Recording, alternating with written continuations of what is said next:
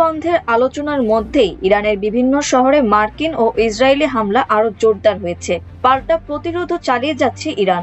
বিমান হামলার তীব্রতার দিক থেকে তেহরানের গতরাত্রিকে এখন পর্যন্ত অন্যতম ভয়াবহ রাত বলে অভিহিত করেছেন আল জাজিরার প্রতিনিধি মোহাম্মদ বাল। তিনি তেহরান থেকে জানিয়েছেন, সেখানে গত কয়েক ঘন্টায় একের পর এক বিস্ফোরণ ঘটেছে, যার সংখ্যা গণনা করাও কঠিন। বিশাল সব বিস্ফোরণে সেখানে আল জাজিরার অফিসের জানালা পর্যন্ত কেঁপে উঠেছে।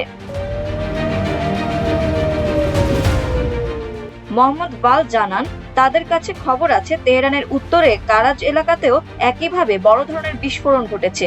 পূর্ব তেহরানের একটি আবাসিক এলাকায় ভয়াবহ হামলা চালানো হয়েছে। অপর এক প্রতিবেদনে কর্তৃপক্ষের বরাতে বলা হয়েছে, এই হামলায় অন্তত 40 ইরানি নিহত হয়েছেন।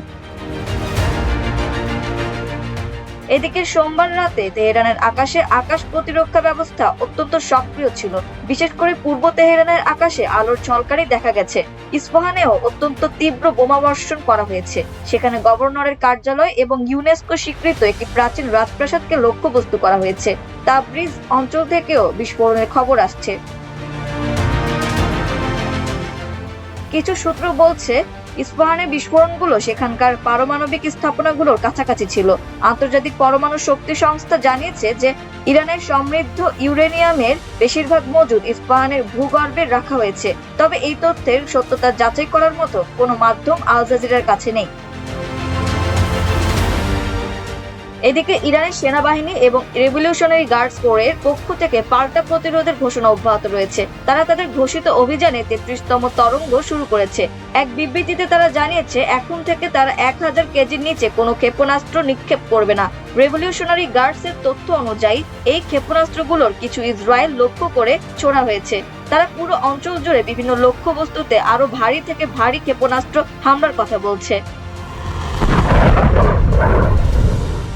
ইরানে চালানো মার্কিন সামরিক অভিযান অপারেশন এপিক ফিউরিকে অপারেশন এপিক মিস্টেক বা মহাকাব্যিক ভুল বলে উপহাস করেছেন ইরানের পররাষ্ট্রমন্ত্রী আব্বাস আরাকচি। আজ সোমবার সামাজিক যোগাযোগ মাধ্যম এক্সে দেওয়া এক পোস্টে তিনি এই মন্তব্য করেন। একই সঙ্গে বিশ্ববাজারে জ্বালানি তেলের দাম দ্বিগুণ হওয়া এবং মার্কিন অর্থনীতির ওপর এর নেতিবাচক প্রভাব নিয়ে ওয়াশিংটনকে সতর্ক করেছেন তিনি।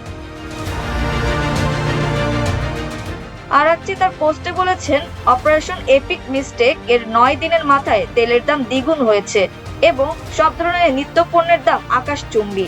আমরা জানি মুদ্রাস্ফীতির বিশাল ধাক্কা সামাল দিতে যুক্তরাষ্ট্র এখন আমাদের তেল ও পারমাণবিক স্থাপনাগুলো লক্ষ্য করে ষড়যন্ত্র করছে। তবে ইরান সব দিক থেকেই সম্পূর্ণ প্রস্তুত। মাল্টিমিডিয়া ডেস্ক, আমার দেশ।